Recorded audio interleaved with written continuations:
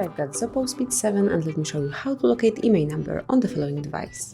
So at first, let's open the phone dialer.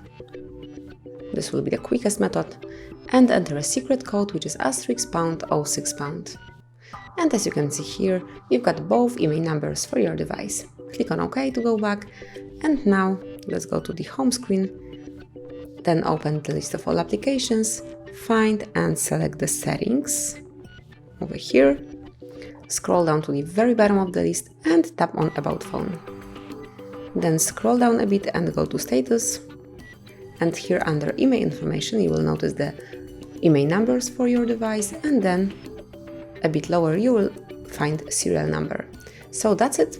Now you can find your IMEI number and also serial number whenever you want to.